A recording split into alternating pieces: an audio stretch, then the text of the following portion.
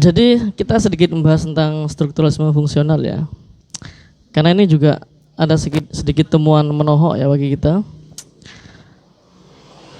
Ternyata saya pernah membaca itu paradigma strukturalisme fungsional ini tidak lepas dari teorinya itu atau paradigmanya itu muncul tidak lepas dari faktor kepentingan ideologi. Itu terjadi pasca Perang Dingin. Jadi Perang Dingin berakhir, akhirnya bukan perang antar militer lagi ternyata yang terjadi, bukan perang secara fisik, tapi ternyata perang ideologi di mana antara blok Uni Soviet, komunisme dengan juga blok Amerika Serikat dengan bloknya kapitalisme. Saya pernah membaca bahwasanya strukturalisme fungsional ini adalah salah satu paradigma atau aliran yang muncul diprakarsai untuk kepentingan kapitalisme di Amerika. Nah, itu juga berkaitan dengan para beberapa pakar di strukturalisme fungsional. Itu adalah orang-orang Amerika semua ya, mayoritas orang-orang Amerika. Nah, ini temuan yang saya rasa menohok bagaimana kita kemudian mengembangkan teori-teori sosial, terutama sosiologi.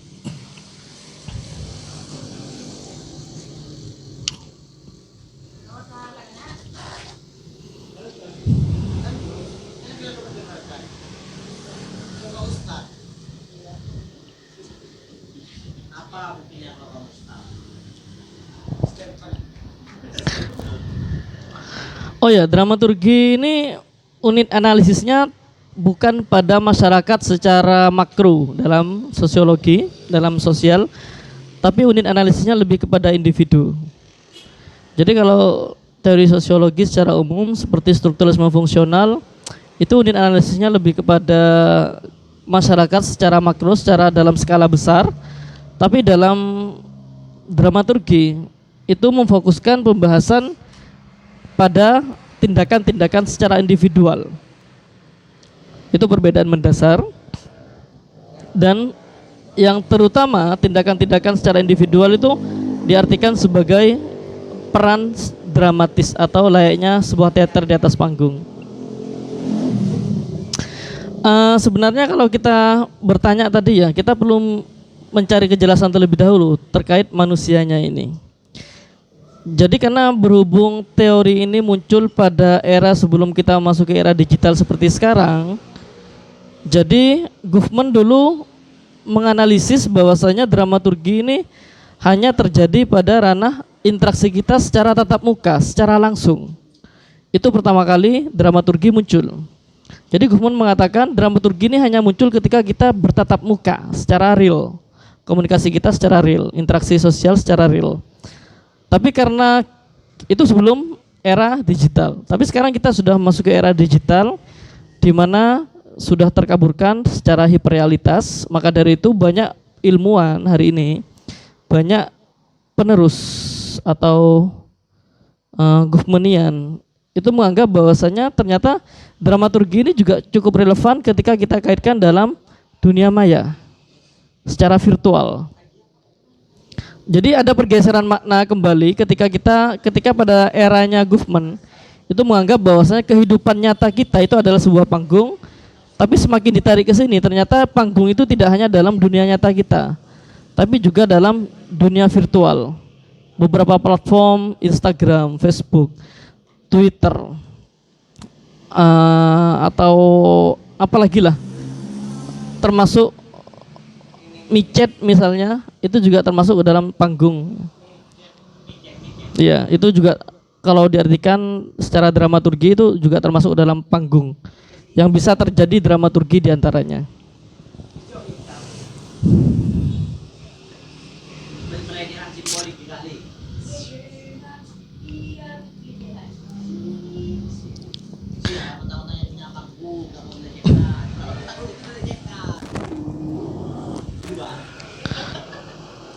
Nah, ini di pause dulu ya, saya mau gambar dulu.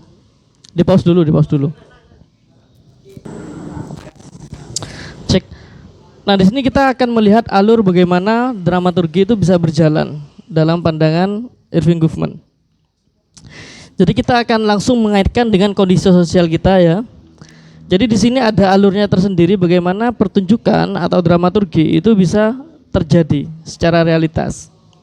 Nah, dalam dramaturgi, Irving Goffman itu membagi bahwasanya arena. Arena itu istilah yang disematkan Goffman ya dalam melihat situasi ketika terjadinya dramaturgi. Jadi arena pertunjukan dalam sudut pandang dramaturgi itu terbagi menjadi dua. Ada front stage atau panggung depan, ada backstage atau panggung belakang. Nah, pertunjukan itu pasti akan memiliki dua arena. Arena panggung depan dan arena panggung belakang. Nah, ini dua arena penting yang terjadi dalam dramaturgi atau pertunjukan kita dalam interaksi sosial.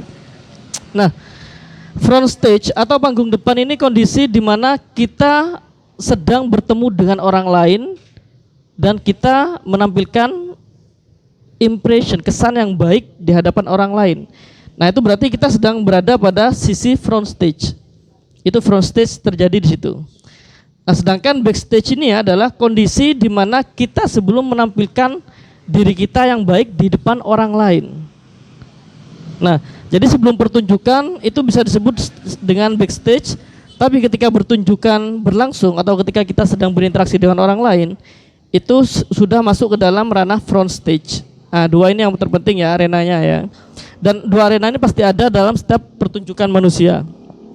Nah, jadi front stage ini adalah kondisi di mana ketika misalnya kita bertemu dengan seseorang, kita bertemu tapi kita ingin menampilkan saya loh seperti ini, secara penampilan, secara gaya atau lain sebagainya. Maka dari itu front stage dibagi lagi menjadi dua.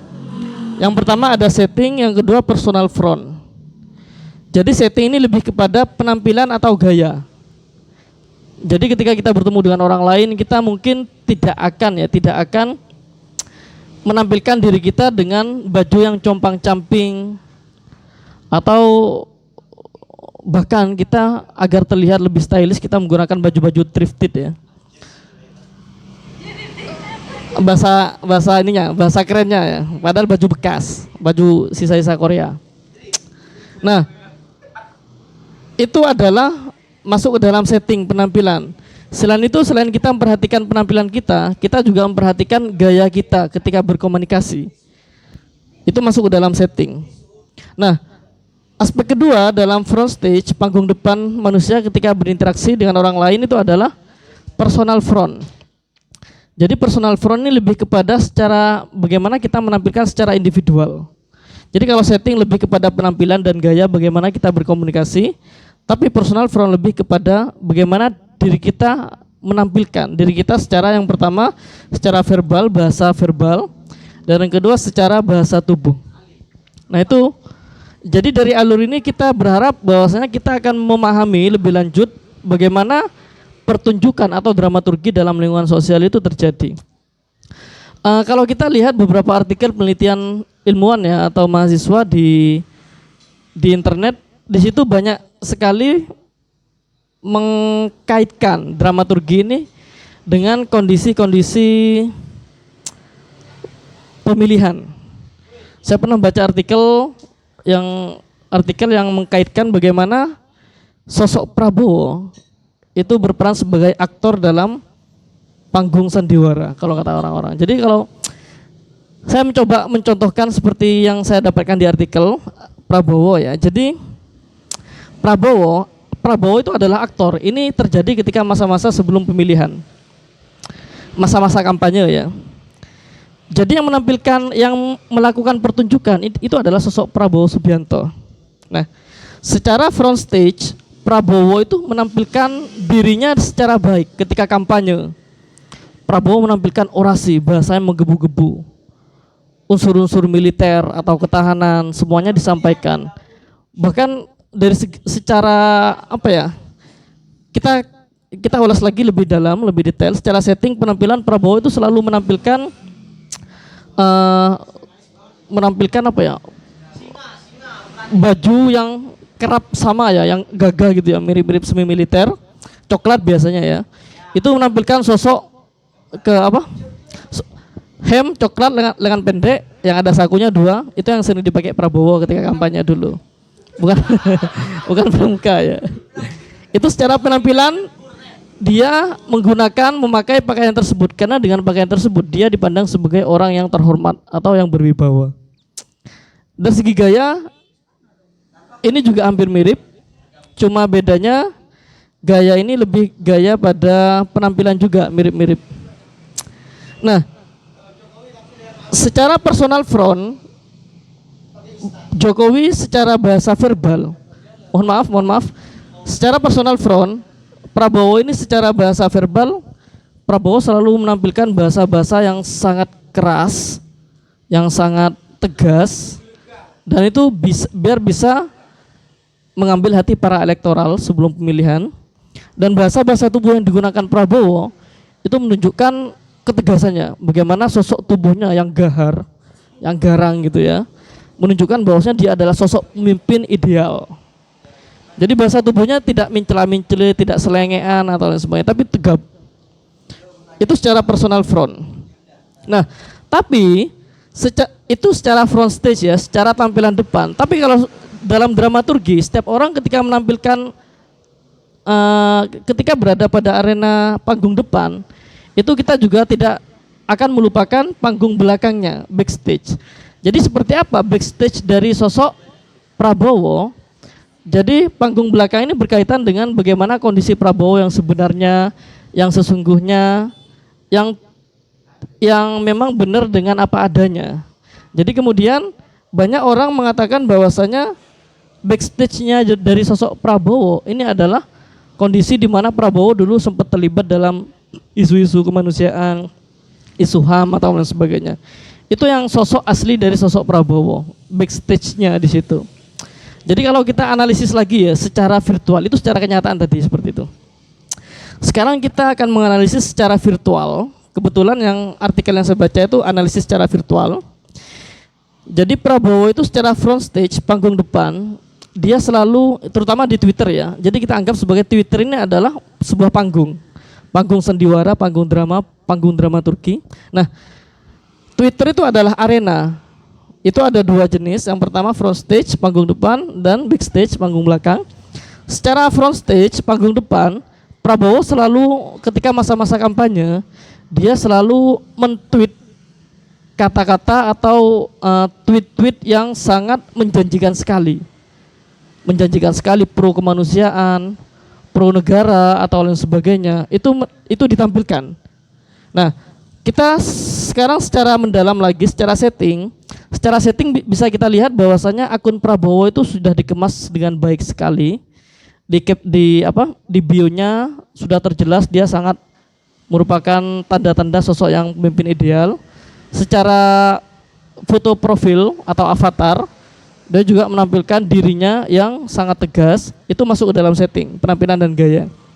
Nah, secara personal front, dia tuh ketika men-tweet itu menggunakan bahasa-bahasa yang sangat tegas sekali.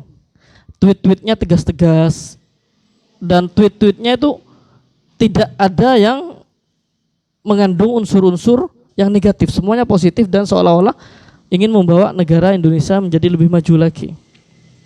Itu personal front. Nah, tapi secara backstage ternyata ada beberapa akun anonim yang kembali mengungkit masa lalu dari sosok Prabowo. Seperti ini contoh captionnya, mentionnya. Jadi akun Twitter tersebut anonim, dia mention Prabowo, intinya mengatakan kepada halayak masyarakat bahwasanya kita tahu sosok Prabowo itu sebenarnya tidak seperti yang kita saksikan di Twitter hari ini.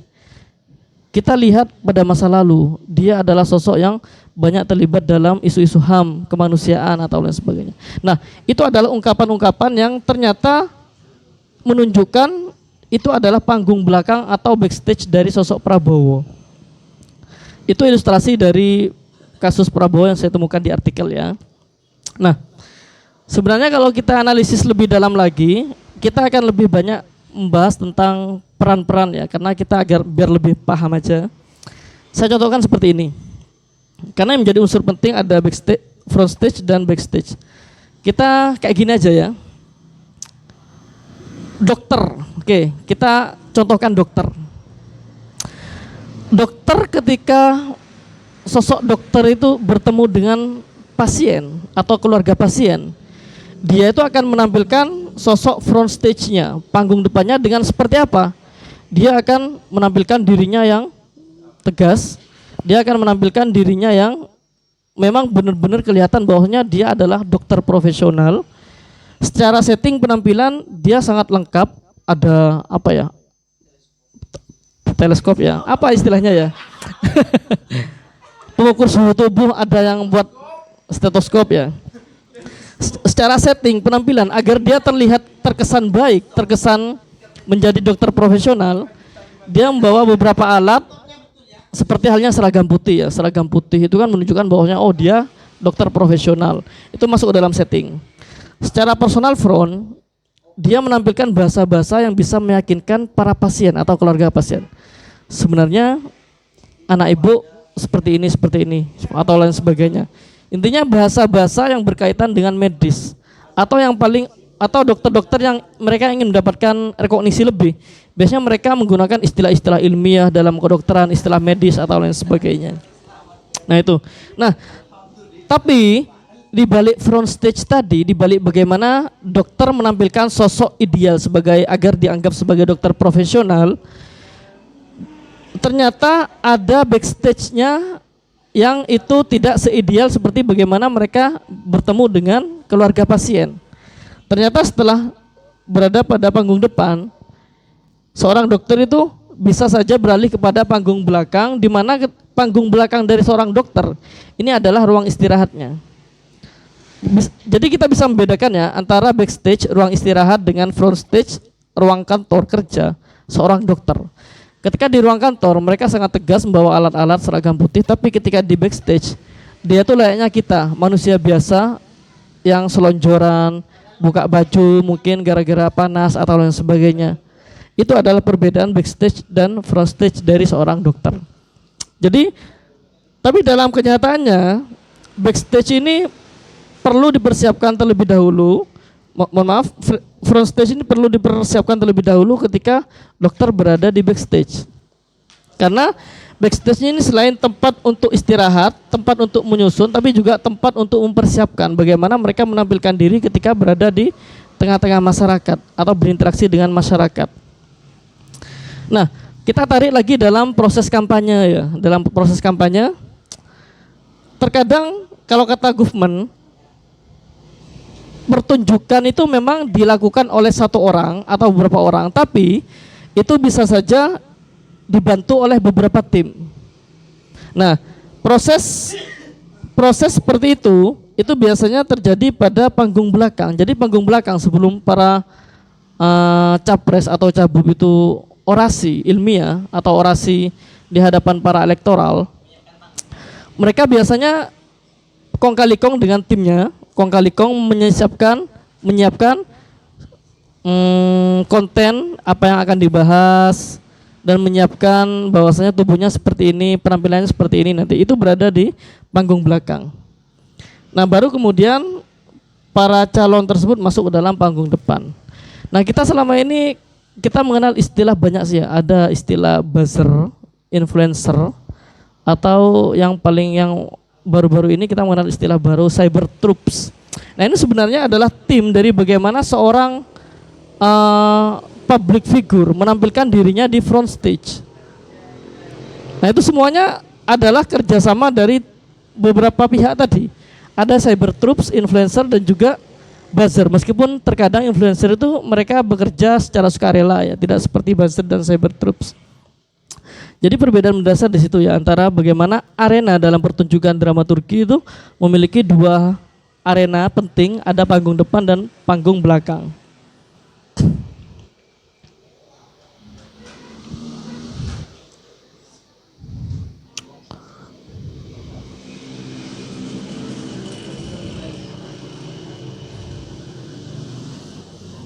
Jadi ada perbedaan penting antara drama yang benar-benar drama di atas panggung dengan dramaturgi ranah sosial ya manusia. Jadi kalau dalam drama atau teater di atas panggung, karakter pemain atau karakter aktor itu ditentukan oleh naskah. Tapi kalau dalam dramaturgi kehidupan sosial, karakter kita, karakter aktor atau kepribadian diri aktor itu dibentuk oleh situasi sosial. Itu perbedaan mendasar.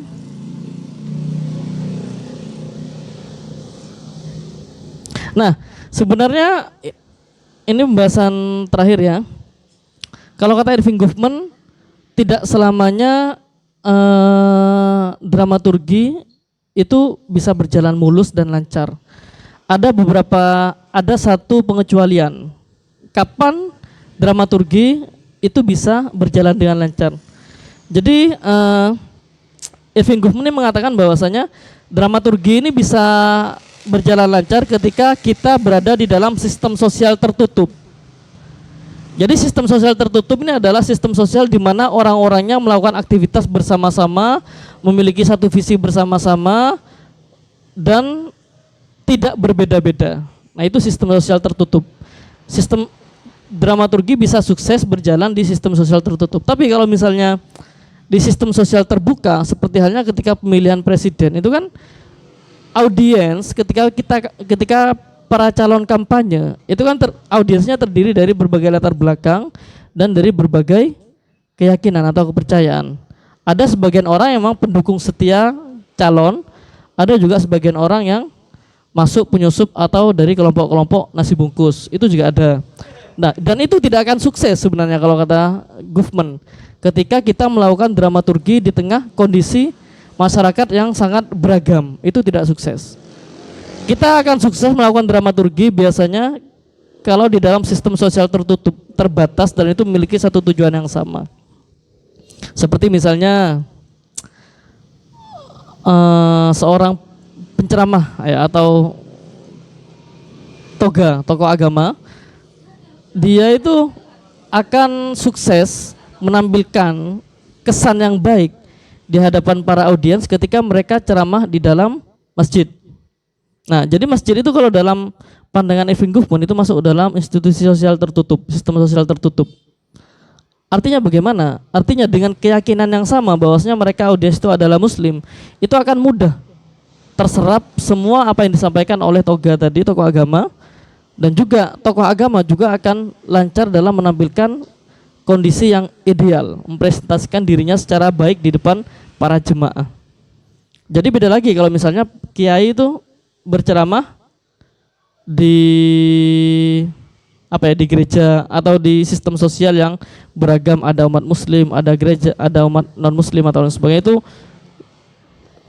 tidak begitu lancar proses dramaturgi. Ya, saya rasa itu pembahasan kita, sedikit pengantar dari saya tentang dramaturgi Irving Goffman.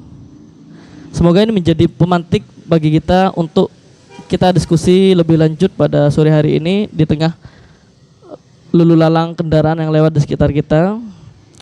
Baik, terima kasih. Selanjutnya kita lanjut dengan diskusi santai.